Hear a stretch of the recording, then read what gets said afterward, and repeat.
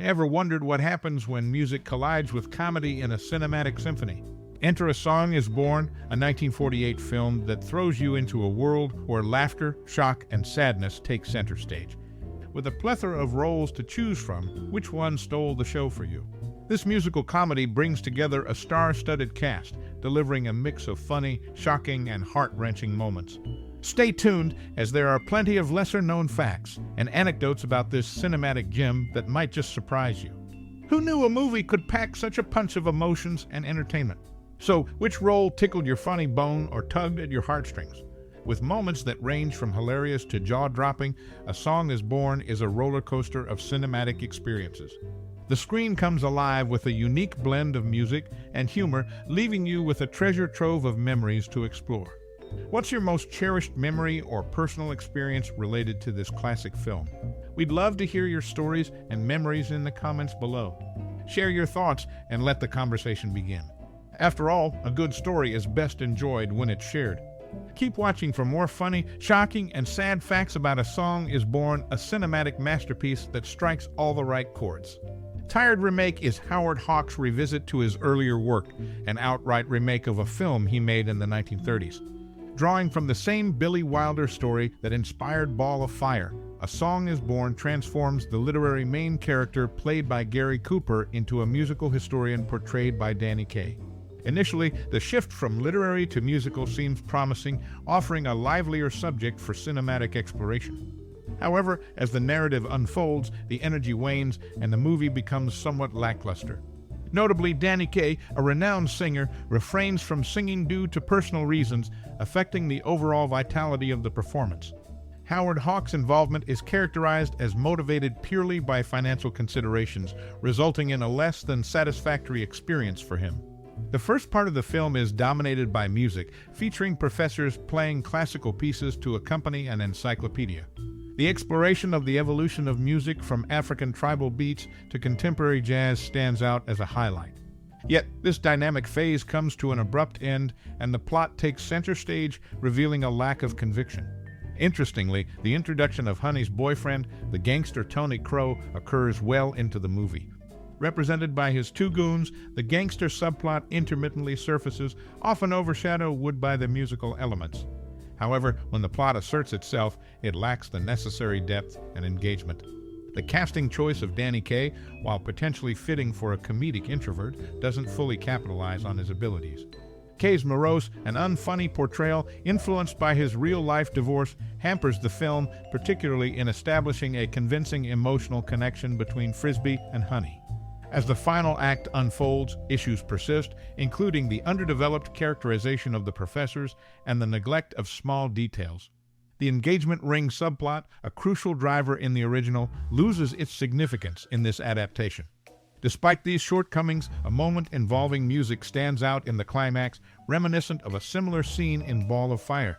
The professors use their musical skills creatively to resolve a tense situation, showcasing a brief but effective element in an otherwise flat conclusion. In summary, A Song is Born starts with promise but falters in execution. The film's potential is undermined by uneven pacing, lackluster character development, and a half-hearted love story. While it initially seemed like a well-approached remake, it falls short of leaving a lasting impact.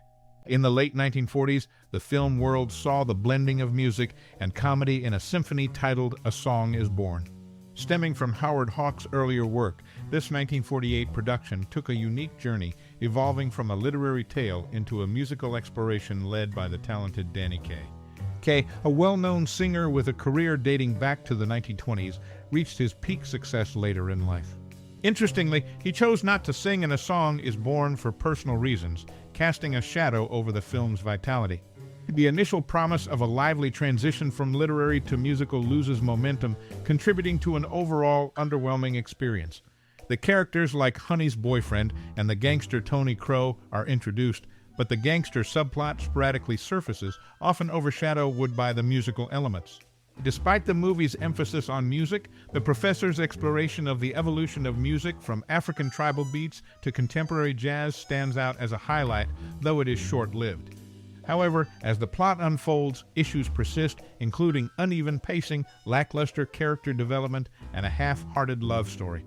Kaye's somber and not-so-funny portrayal, influenced by his real-life divorce, hampers the film, particularly in establishing a convincing emotional connection between the characters.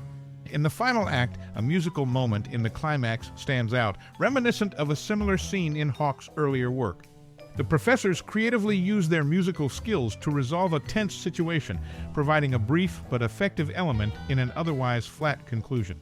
In summary, the promising start of A Song is Born is hampered by execution flaws, including uneven pacing, lackluster character development, and a half-hearted love story. Despite these issues, the film briefly shines with a musical highlight, showcasing the power of music even in the face of narrative challenges. Louis Armstrong, the famous jazz trumpeter, is buried at Flushing Cemetery in Queens, New York. His tombstone is red granite with a simple yet strong inscription, Sachmo Louis Armstrong, topped with a white trumpet figure. His fourth wife, Lucille Armstrong, who passed away in 1983, is also buried next to him. In 2021, Turner Classic Movies dedicated a day to showcase Armstrong's movies during the Summer Under the Stars event on August 4th. This honored Armstrong's contributions to cinema. After Armstrong's sudden death, there was a legal battle over his estate. His estranged third wife, Hedda Jonna Jensen, and his mother, Jessie Rose Cochran, both temporarily managed the estate. Eventually, Jensen gained sole administration rights, ending a period marked by family disputes.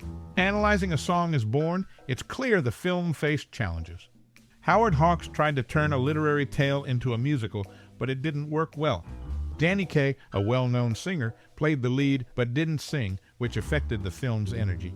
The transition from literature to music lost momentum, resulting in a disappointing movie.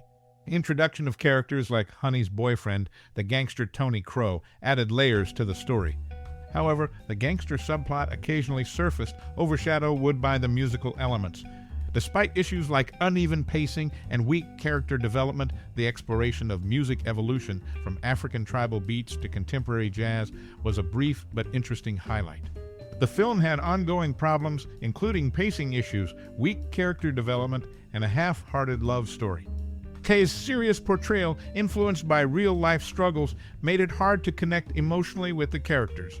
Yet, despite these challenges, a musical moment in the climax showed with the professors using their musical skills creatively to resolve a tense situation, adding impact to an otherwise flat ending.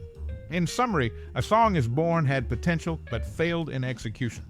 Despite its flaws, the film briefly shone with a musical highlight, emphasizing the lasting power of music even in the face of storytelling challenges. Louis Armstrong's legacy in both film and music continues to be felt long after his final bow.